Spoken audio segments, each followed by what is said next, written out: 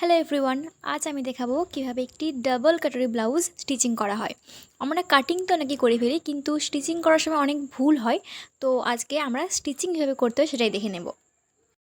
তো সব পার্টগুলো কাটিং করে নেওয়ার পর এভাবে ফার্স্ট পার্টটার সাথে এই সেকেন্ড পার্টটি জয়েন করে নিতে হবে। তো এভাবে সেকেন্ড পার্টটাকে উল্টে নিয়ে ফার্স্ট পার্টের সাথে এভাবে ঠিক জয়েন করে নিতে হবে।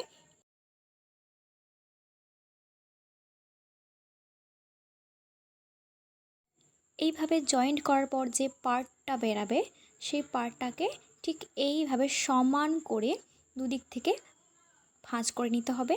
এরপর ভাঁজের ঠিক মাঝখান থেকে ইঞ্চি টেপ দিয়ে এভাবে 1/2 ইঞ্চ দাগ নিয়ে নিতে হবে। এভাবে 1/2 ইঞ্চ থেকে কোণ বরাবর একটি লাইন টেনে নিতে হবে। এরপর সেই লাইন বরাবর সেলাই করে আমাদের টিকেন দিয়ে দিতে হবে।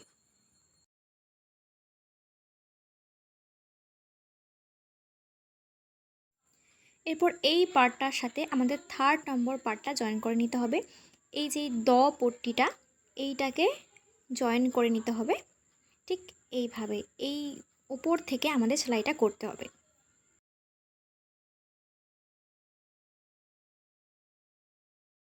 থার্ড পার্টটা জয়েন করার পর ঠিক একইভাবে আমি আরেক দিকের অংশটাও ঠিক একইভাবে জয়েন করে নিয়েছি। এরপর 4 নাম্বার পার্টটা জয়েন করতে হবে এই লাস্টের দিক থেকে। ঠিক এভাবে উল্টে আমরা 4 নাম্বার পার্টটাকে জয়েন করে নেব।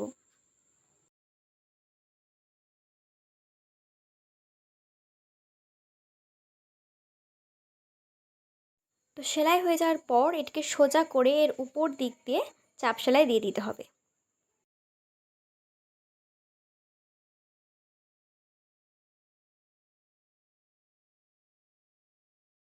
এরপর ব্লাউজের হুকের ঘরে পট্টির জন্য আমি 2.5 ইঞ্চ চওড়া আর 9.5 ইঞ্চ লম্বা পট্টি কেটে নিয়েছি। পট্টিটাকে এভাবে সেলাই করে ভিতর দিকে এভাবে চওড়া করে মুড়ে হুকের ঘরের পট্টি বানিয়ে নিতে হবে। পট্টিটা জয়েন করে নেওয়ার পর এভাবে মাঝখান দিয়ে আমি একটা সেলাই দিয়ে নিয়েছি। এরপর হুক লাগানোর পট্টির জন্য আমি 1.5 ইঞ্চ চওড়া আর 9.5 ইঞ্চ লম্বা একটি পট্টি কেটে নিয়েছি। এই পট্টিটাকেও ঠিক একইভাবে উল্টো করে এভাবে জয়েন করে নিতে হবে।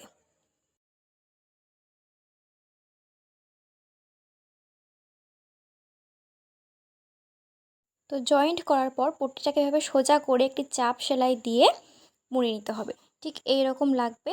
এখানে আমরা হুক লাগাবো। এরপর পিছনের পার্টের সাথে সামনের পার্টগুলো জুড়ে নিতে হবে। এরপর পিছনের অংশের মিডিল থেকে 4 ইঞ্চ দূরে দাগ দিয়ে সেখানে 1/2 ইঞ্চ মার্ক করে আমরা টিকেন দিয়ে দেব। এরপর হাতাগুলোকে ঠিক এইভাবে মাঝখান বরাবর রেখে সেলাই করে দিতে হবে।